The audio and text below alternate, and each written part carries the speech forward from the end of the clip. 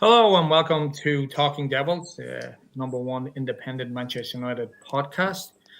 I'm Dave Murphy, your host today. Wayne is off sunning himself in sunny York. Uh, so Paul is stuck with me today. I'm here, as I said, I'm here with the Manchester United and England legend, Paul Parker. Paul, how are you doing? Enjoy that game last night? Um, I'll be honest, I loved the resilience of the first 45 minutes, but then I thought it was a bit harsh with the sending off, by the way, as a second yellow. Someone needs to tell me differently about that. But the moment that happened, you always knew that the collapse just might happen, especially when they went down to 10 men. But the first 45 minutes was just really was England's. And it was because they took a step forward, I think, in everyone's eyes, what happened against Greece on Thursday. But Ireland made it very, very difficult for them. And with the support as well, it was loud, it was everything about it, what you expect from an Irish crowd. And in certain ways, there was a lot of people who may have still thought that England, the sending off was harsh, given they'd already got the penalty. And being down to 10, the game was ruined. It ruined the game a little bit then, I think, in certain ways. I think so. Yeah. So for anyone that's wondering, that was Ireland versus England at Wembley last night. Ireland were beaten 5-0. I've been to a lot of the Irish games recently. I am impressed by this new manager.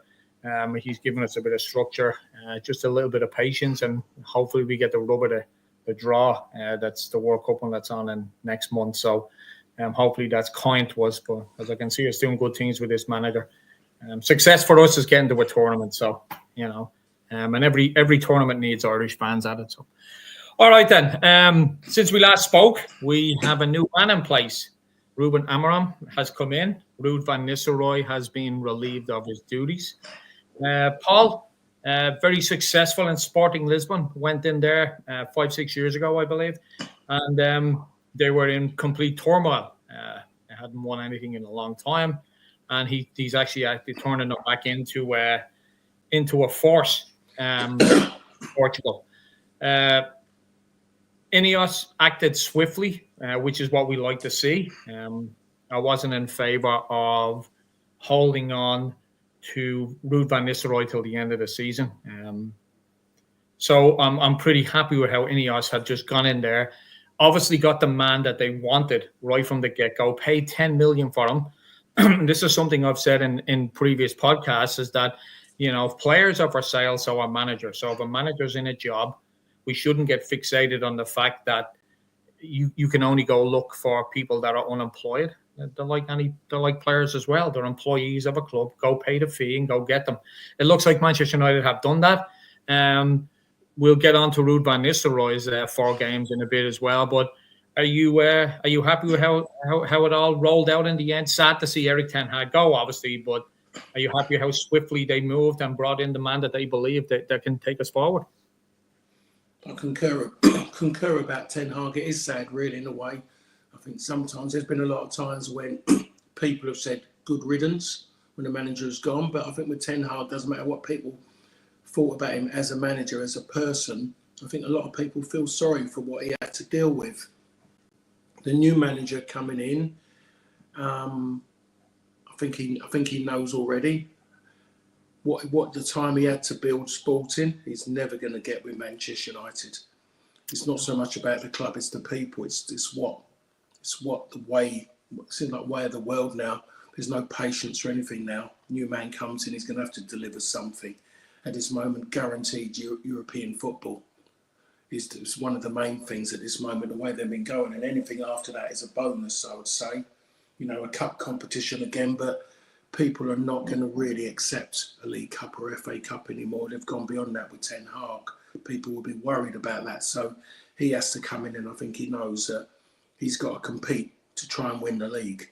That's what it's about, and And if he can put something together and just do that and give people that little bit of belief, then that's a good sign. But the problem is, it's always the following season where you're looking for it to happen again, Dave, and it hasn't materialised for a manager really since Sir Alex. So that's the pressure he's under. He comes in really, when you look at him, he's presentable, his manner, his smiles, he's definitely got more about him than what Ten Hag had, but you can't judge that he's going to be a good or great manager. But you're just looking at something different. The next bit is what the firm in charge of the playing side, Manchester United, do. They've still got to prove a point at this moment in time. As much as everyone's praising them for what they've gone and done, and as you said, this was all being talked about quite a while ago. I think with the signing of Ugarte, I think that kind of ticked the box straight away on that side, and just to the fact that Ten Hag wasn't enjoying playing him said a bit as well that he had noticed it. He had said it. It never clicked in my head.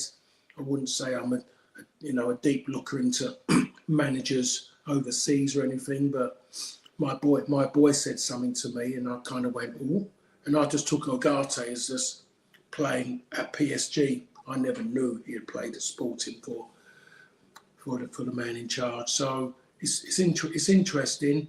I am looking forward into what happens. I'm not expecting a lot this season because I can't and I won't because of the people who are still playing at the club.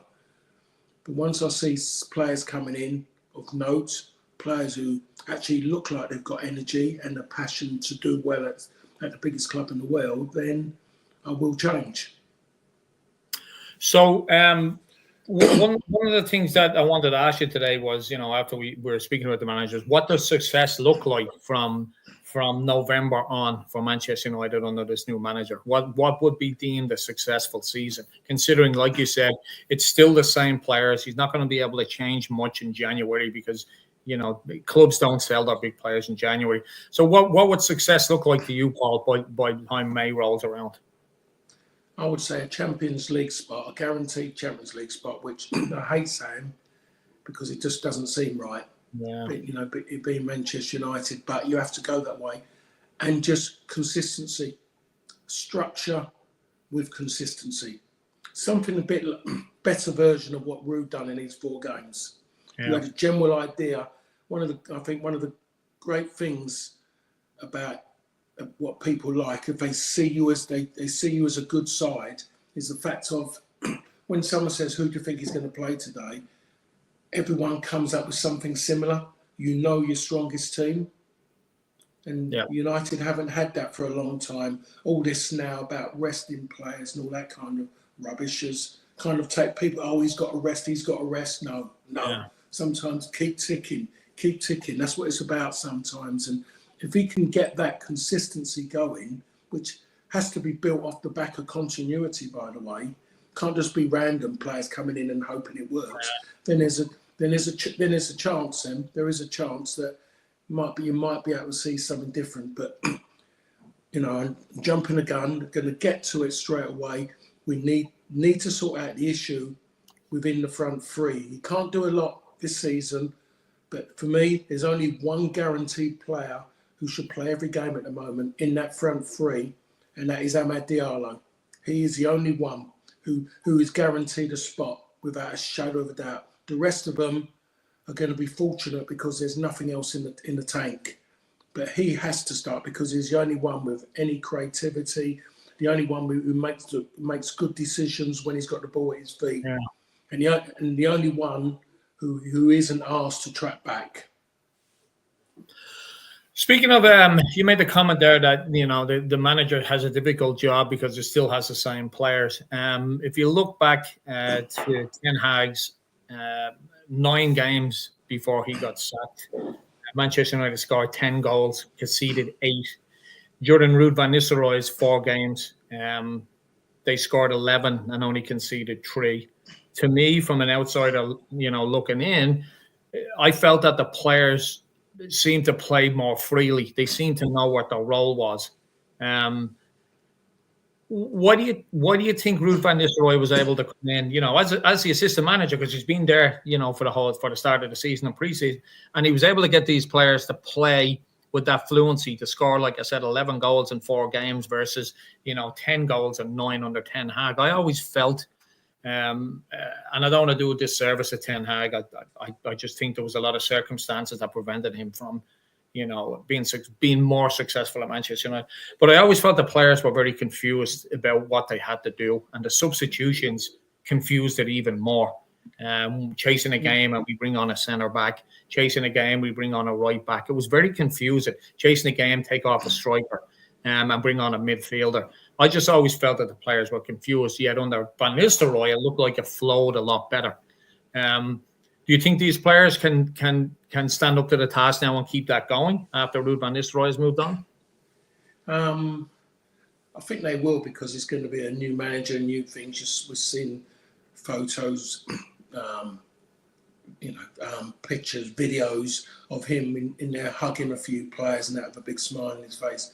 Not many managers do that. I think it's a new age now. The way it is, Sir Alex walks into a club, he shakes hands with players. He doesn't hug them and things like that. It doesn't happen that way. But I think in certain ways you have to do that to appease different people. Yeah. But it's about now these players doing it properly and not being able to ride over the top of the manager and having control of the manager. It's about the club allowing him, or I should say Leos, allowing him to manage and say to him, any agent that comes to us and moaning about the way with the players, we're just going to shoo him out the door. Because you're the manager, you make decisions. We don't want that side of it. We just want to see performances improve and results. So I'm hoping in certain ways that things can go down that line. But him coming in, he will get that good feel factor. But as Dave, and you've been there, same as everybody, even you are not going to hang your hat on it, believing that it's going to go right all the way through, because you can't trust the players that are there. I could name names here, but you would know them already about the players that you can't trust, because you know what they're like. Once they get comfortable again, they'll get back to their old ways. It's human nature and it doesn't change. There's that old saying, a leopard can't change its spot, which we don't hear now because it seems to be dying away because it was at a certain era that used that. But it's still a fact. In some ways, 100%. maybe that it might be that small, it might be that big, but it's still there. So certain players, and if I say the players who have played under the most managers in their tenure, in their personal tenure at the club, that'll give you an idea who I'm talking about. So I'm still wary of it. I'm not going to jump up and down if they go and win 3, 4, 5 games on the bounce, because I just wait and see. I'll be looking at players, the injury side of things, see how that changes, because I know it will change. You're starting to hear stories about players getting fit now, and you think, come on, grow up.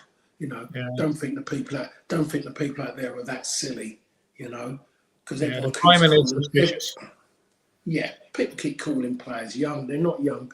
They're quite mature in their job, because their job goes to their 35. So you become mature and you become a bit of a veteran. So you get a little bit wiser. So they know how they do things. If you're not happy with something, get out of it. A slight pull now isn't really questioned, where before a slight pull was questioned in my time. Your teammates would be questioning you because they know about injuries. So, it needs everyone back on board. But show ponies, for me, they're the ones that worry me. Ruud van Nistelrooy, 4 games, like I said, 11 goals, brought a bit of excitement back. He had the look of being 4 home games, which helps, but then again, our home form hasn't been setting any trees alight. But I definitely felt a lot easier to watch Manchester United under Ruud van Nistelrooy. I personally didn't think that giving him the job would have been a good idea. I don't think he's ready for that yet. Although he did have a long stint at PSV. Ruud van Nistelrooy, what did you think of his 4 games in charge? And then the second part of that question, does Ruud van Nistelrooy come back to manage Manchester United on a full-time basis any time in the future? Well, I thought he'd done as good as any. I mean, Michael Carrick done well. Ollie had a good stint at it as well, didn't he, before he became manager, if I'm correct. Ryan Giggs had a stint as interim, didn't he? A little stint, I'm sure. And obviously, excuse me, I'm a bit froggy this morning. Then Ralph had a go, Ranić, didn't he? He had it, which was a a different one. But the thing that come out of it is that Ralph said a few things, and a few people still hang on some of his words, because a lot of them have come into fruition, really. Come true. So, so we look at that side of it, and he's just carried on with it. But the one thing that did happen was I saw a very, very good midfield. Yeah. I saw a Casemiro looking like a Casemiro. I saw him happy. I saw him grit his teeth, clench his fist at a Manchester United player who had cheated. Yeah. Took the easy way out. And not enough of them do that. The captain wouldn't do that, but Casemiro done that because he's a proper pro. I assume you're talking about the Garnacho incident against Chelsea. Yeah. Where he got the ball away. There hasn't been enough of that. And people who have been watching United from when you've been United, Dave, been watching United, have seen that over so many decades of players doing that. They're just doing that to someone, and they're not going out and calling them out and grabbing them around the throat or anything like saying they're actually just demanding more from them. Yep. And normally in 2 minutes, 3 minutes time, there'll be a corner, they'll be standing together and they'll have a little chuckle about it. Or he'll turn around and say, I told you, or I just asked you. But they'll get over it. Yeah. I don't know if Garnacho will get over it, and the modern day player is different. But that was happening every time. A Paul Ince would tell me, a Roy Keane, a Brian Robson, a Steve Bruce, a Brian McClare. There was a lot of those players around that you weren't doing your job. They'll point you out and they'll tell you. They're not doing it to show off to the crowd, to cover themselves. They're doing it because how many times have we seen Casemiro? We saw a game, he took a booking for somebody because they never done their job. He's had to go across them and block them off because they never done, not because they wasn't good enough or struggled to do their job. They didn't even start to do their job. That's the bit he didn't like. And he got booked for it. So Casemiro has come out and Garte, all of a sudden, people are seeing the player. Yeah. I think the problem was he was being judged as a technical player and flicking the ball around over people's heads, nutmegging, drilling out 60-yarders. It's not. He's what Eric would call a water carrier. Yep. That's what he's like, and that's what the game's about now. Those days of a Brian Robson, a Roy Keane, a Paul Ince, a Paul Scholes. The game's changed now in that sense. You haven't got those kind of players anymore. Certain players now have got these little jobs, and that's what they do, where before you had to have more than one job, because generally otherwise you weren't going to be in the team. You had to be able to give something which is guaranteed and then have a little add-on. Yeah, Football isn't like that now. Football's become typecast now in roles, which I think is wrong, because you see most of the better players, they step away from that and they do a bit more. They've got a lot more up their sleeves. Agarte's, what he does is neat and tidy. Yes, he's going to give the ball away now again because he puts himself in tight areas, but we've seen how much he's improved as well because of the teams improving. So that's creating something better in there. I don't know if a new manager can come in or how he's going to change it. Is he going to change Bruno's role? Does Bruno really fit in what he wants to do? I know the one thing that will happen, Bruno will have to be more disciplined in what he does. He might become more disciplined because he's got a countryman in charge now. So he's the one. I mean, but going back to Rude has got Bruno scoring goals and looking like scoring goals, where prior to that, he wasn't looking like scoring goals because he was trying to score goals from ridiculous positions. So he was going through that moment of, it's about me, I've got to do something. So he's calmed down a bit. So Rude did do something, but as an assistant manager, you would always get that because, as I called Brian Kidd, you're a pacifier.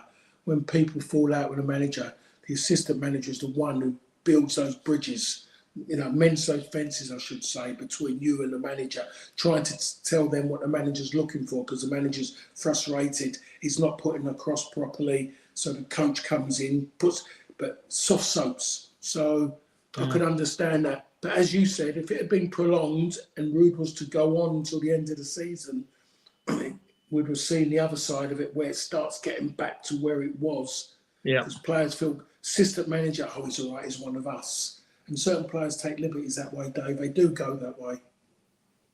Just want to come to a few comments here.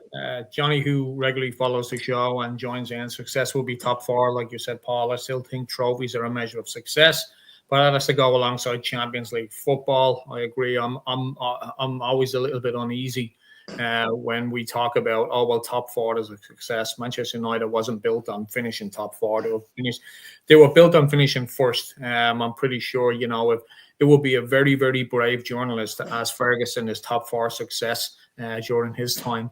Another one here, it goes along with what we were talking about, stability in the midfield from Raúl. Casemiro always needed help. Ten Hag consistently left us exposed. He did. We were very, very exposed, especially this season in midfield. I'm not sure why, he brought in Ugarte and didn't play him.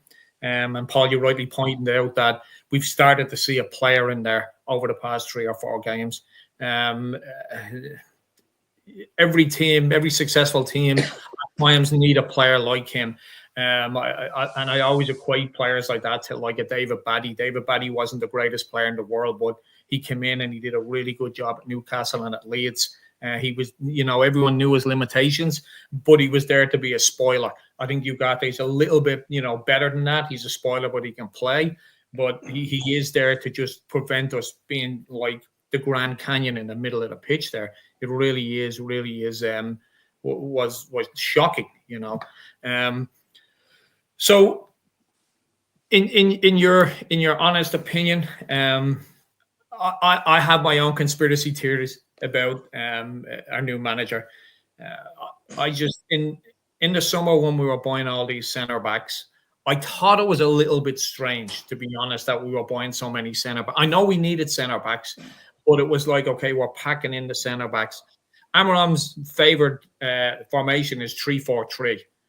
Am I linking these two together with Manchester United? It's clear that I think Manchester United spoke to him at some point in the summer because the deal got done so quickly.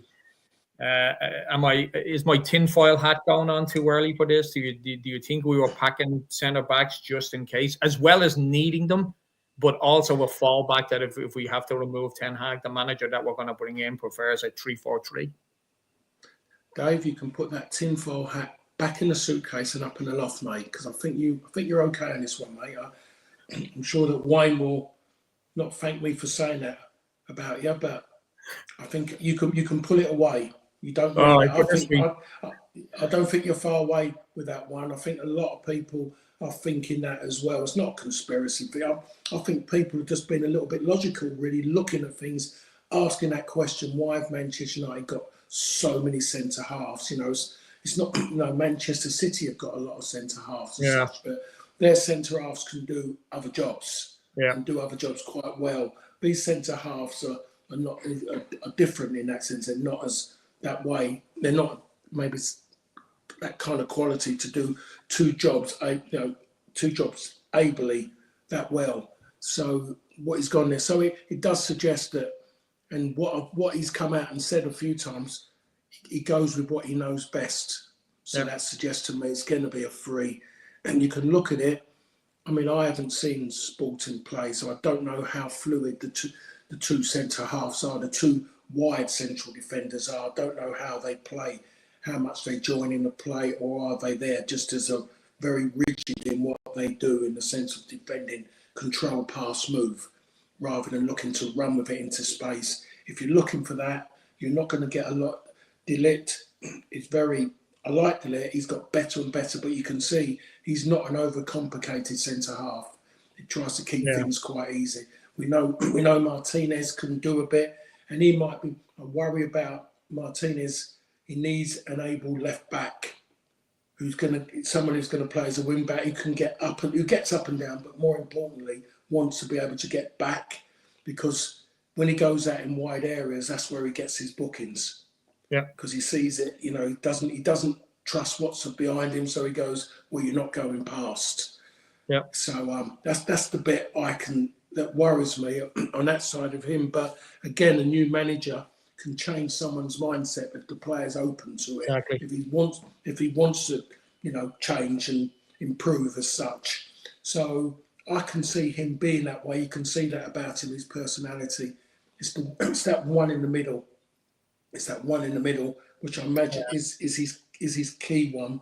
And obviously that's going to be the lad who's injured, isn't it, at this moment? I Europe, would say. yeah, he's back. Oh, yeah. I would say it has to be him as that free. So and we still got there's still Harry Maguire there, but I still don't see Harry start. If he comes into a free, that will help him in a way. But again, he has to change his game. He has to be more quicker, not all this dribbling, stop, start.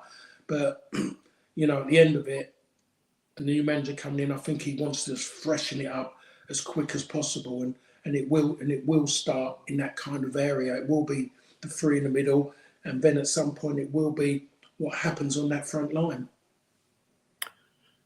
So before we go, I want to have a quick chat about Amorim's first game, Ipswich away. Ipswich, of course, won their first game of the season in the last game away to Spurs. But, I mean, do you take really much from that?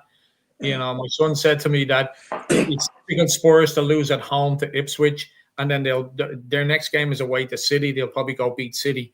But Ipswich is going to be a tough game, and I don't care what any supporter says, what any team says. Any team that gets promoted, the first game they look for is the home game against Manchester United. I don't care what anyone says. We all know that. That, obviously creates it creates not problems for us, but Ipswich are gonna do that extra 10, 20%. I'm not being disrespectful. I've been following Manchester United for over 40 years. I see it every game, Manchester United. Fergie has always, alluded to it. Teams just step up against us. Ipswich have just been promoted. Little soft spot for Ipswich I have. Maybe it's because of the 9-0 bashing we gave them. It seems to be a very decent club. Obviously, McKenna is there as the manager. How do you see his first game going? I mean, it is going to be a tough one. Promoted teams are always tough for Manchester United to go to in the very first season. Well, to be honest, they've gone at every game and they've been maybe a little bit unlucky, showing a bit of naivety, but they haven't collapsed. Yeah. And they go to Tottenham. They go to an incredible venue, because it's a venue. It's not a football ground. It's a venue. It's incredible. So they've gone there and they've just lifted their game. And as you said, Dave, and I always say it, because I was on that on numerous occasions when I'm playing against Manchester United. You lift yourself when you're at home. It's your day. It's the fans' day. Yeah, it's what they're looking for. Ipswich fans, that's their biggest games. Yes, they played Liverpool at home, their first game. It's not as big as playing Manchester United. No. They couldn't. The atmosphere, they will absolutely. It's what they're waited for, and to have the game off the back of their first win of the season away from home makes it even bigger. There's that little bit more belief going into it. Yeah. But not as much belief as what they would have had if Ten Hag had been in control, to be perfectly honest, and not meaning to be disrespectful for him, but I would be a little bit more worried about it. But because it's a new manager's first game, and given what they've done off the back of Rude, I have to say that I'm more with this game and having more belief than what I have done in quite a few games of recent times. When I say recents could be going back a lot further than a normal recent. So I still see United winning the game. It's about really just quelling the storm, as I always say. You quell that early storm. It's what Liverpool done the first game of the season. Liverpool done that, and they went and won the game in the end quite easily, comfortably, because they blew up in the end. Ipswich did. Yeah. So there is that. If you do it right, if you don't get involved in anything, you keep it calm, and you keep shifting the ball, and you don't give them any joy in the sense of corners and free kicks in dangers. In other words, the undisciplined become disciplined. Then your ride is a lot easier. But as I always say, those words were said by Sir Alex Ferguson. But then he had an Eric, a Roy Keane, a Paul Ince, and sometimes a Brian Robson in a team. And then all you need is one player to say or do something stupid, and then you open up a can of worms to those kind of players.